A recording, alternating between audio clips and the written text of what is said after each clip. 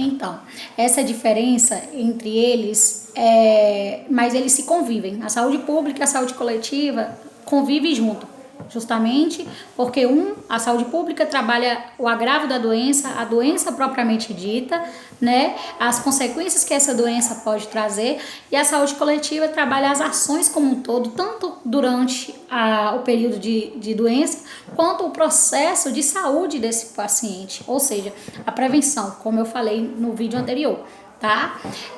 Vocês vão conseguir adaptar muito bem a essa matéria, tenho certeza, justamente por isso, porque vocês vão conhecer todo esse trajeto, toda essa evolução da nossa saúde, tá bom?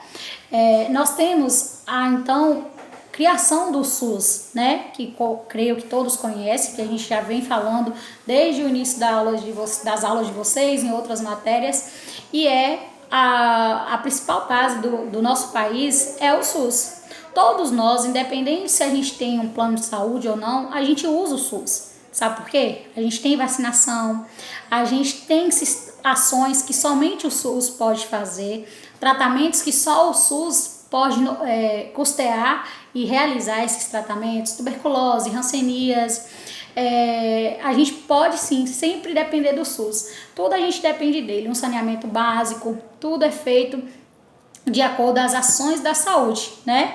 E essa criação do SUS, ele foi criado no Brasil em 1988 e foi de acordo com a Constituição Federal, né, que tornou o acesso gratuito à saúde por todos nós cidadãos, né?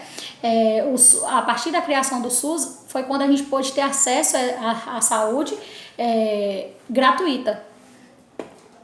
O SUS, ele busca, em primeiro lugar, atender conforme suas diretrizes.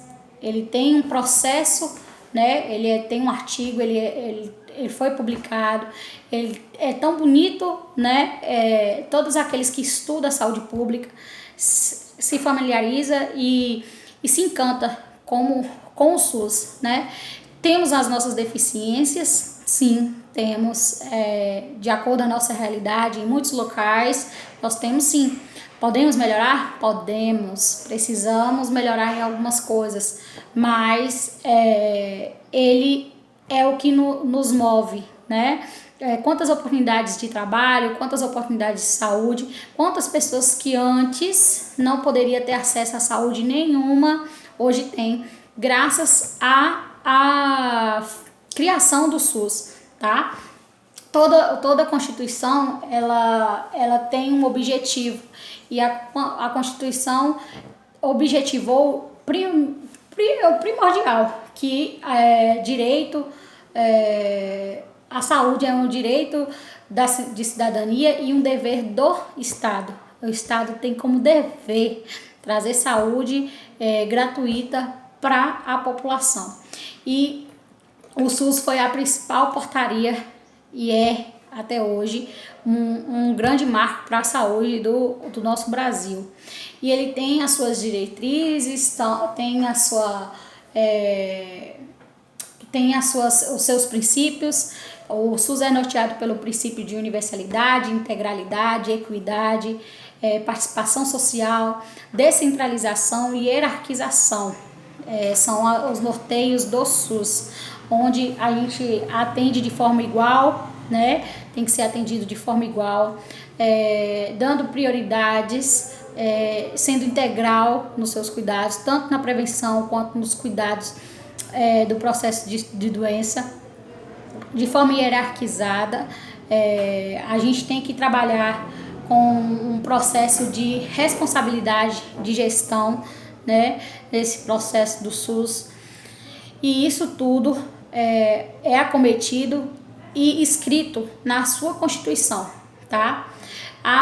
No nosso material de hoje, vocês vão poder ter acesso às várias etapas que o Brasil enfrentou em questão saúde desde a colonização do Império, que a gente tinha pouco e ao mesmo tempo tinha nada, né? A gente tinha algumas pessoas que na Europa, né? Os europeus vieram para o Brasil Aqui a gente tinha aqueles cuidados de pajés, o nosso sistema de saúde era esse: cuidados medicinais, os pajés, ervas medicinais, esses eram os cuidados à saúde. E aí, claro que foram se evoluindo, muitas doenças foram surgindo, né, como a varíola, rubéola, né, foram doenças que foram surgindo em períodos há muitos anos atrás. São doenças que muitos passaram por dificuldade naquele momento porque não tinha medicações, né?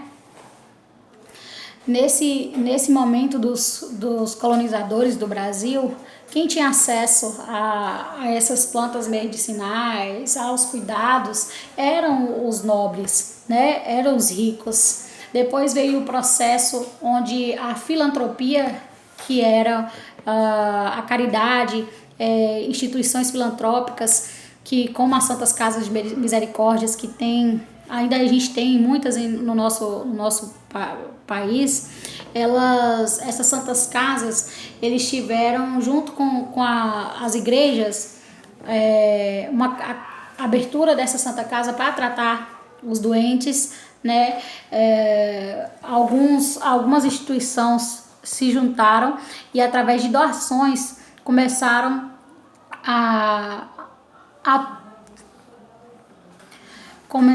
assim a prestar assistências médicas à população, né?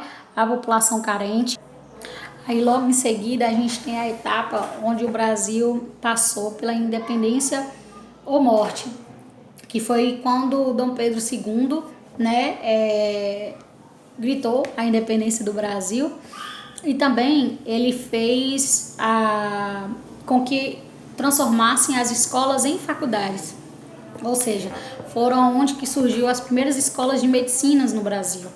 E aí ele começou também a higienização sanitária, que foi higienizar ruas, vielas, transformando e tirando daqueles locais pessoas vulneráveis, pessoas com classe inferior, né? Por isso que surgiram as grandes favelas no Brasil, justamente por conta dessa retirada dessas pessoas com uma renda inferior, as pessoas mais pobres, da centralização das capitais para lugares mais distanciados, ou seja, as favelas se agruparam todos em um locais só, e onde esse centro passava por higienização. E isso foi feito na época de Dom Pedro II.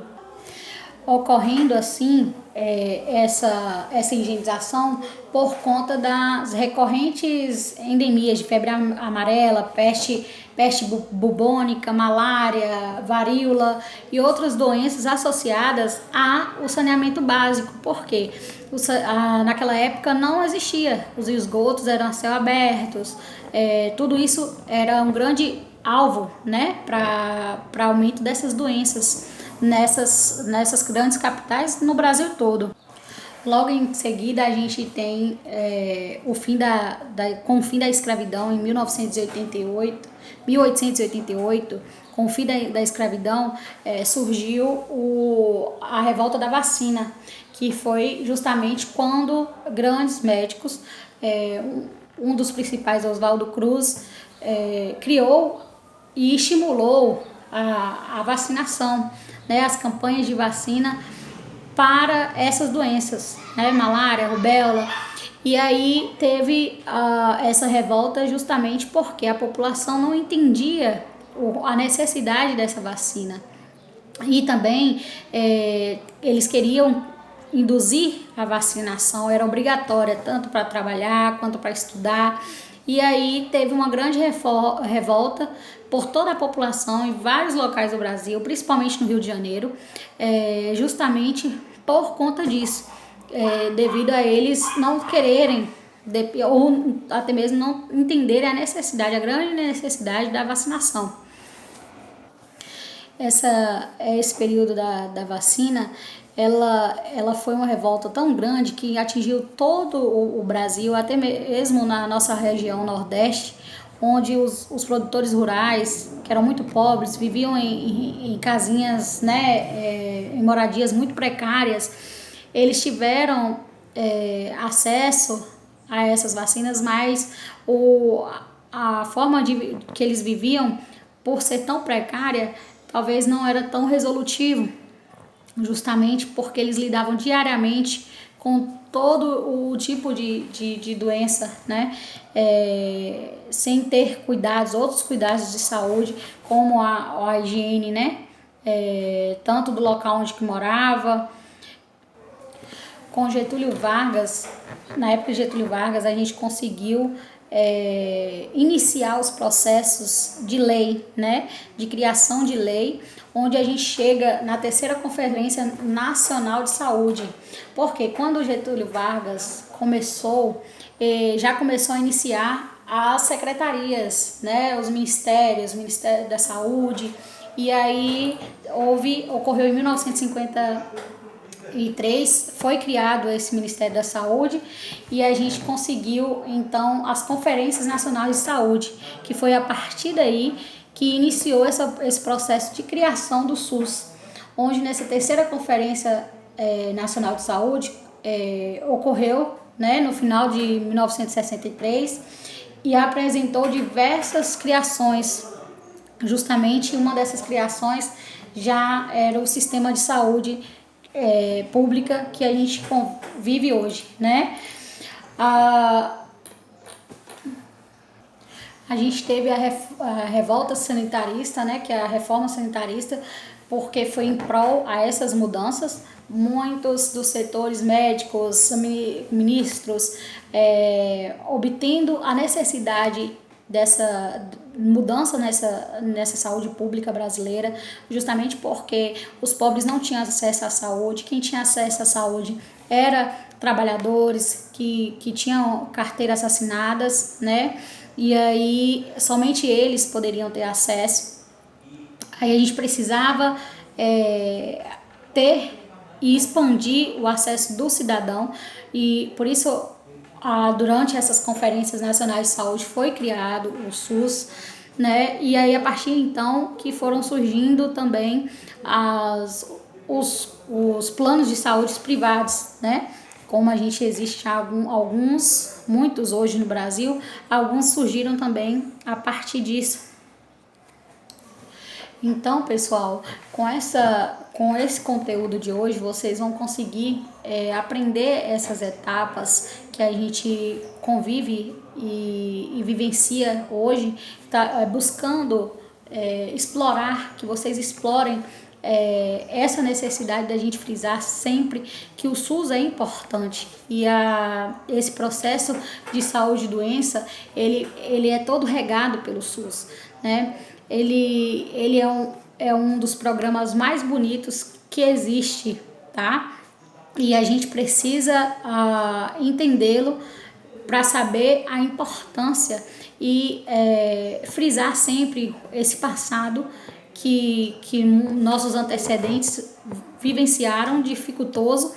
Se a gente tem muitos a gente sabe que o nosso Brasil ainda nem todos têm um acesso rápido, nem todos funcionam bacana da forma que está no papel, mas a gente já conseguiu mudar muito, trazendo muito benefício para nós e para nossas famílias com a instauração do SUS no nosso Brasil. Ele é um sistema que foi conquistado pela população brasileira, né? Nós conquistamos, é um modelo que ele se tornou modelo em outros países também. Claro que cada país com sua realidade, né? Esse enfrentamento financeiro e gerenciar o SUS, todos os países passam por isso, claro que em outros lugares com outros nomes, né? E a gente precisa falar para que todas as falhas elas sejam mudadas, né? E a gente espera, eu como pós-graduada em saúde coletiva. A gente espera muito que o SUS seja totalmente realizado conforme ele está descrito, tá? No conteúdo de vocês, na sua atividade de hoje, de vocês, eu quero um resumo justamente de pesquisas feitas por vocês mesmos através da Cielo, de artigos. Vocês podem estar pelo conteúdo, pela nossa apostila que eu mandei também. Eu quero um resumo sobre o SUS, né? Sobre o que é, quando foi criado, quais os seus princípios, suas diretrizes. Podem explorar a pesquisa de vocês, e a atividade vai ser entregue na nossa próxima aula, tá? Pode me enviar até a segunda-feira da semana que vem, tá bom? Muito obrigada, beijos. Continua cuidando, tá, gente? Estou sem máscara, mas estou aqui sozinha. Continue cuidando, que a gente vai vencer juntos esse período.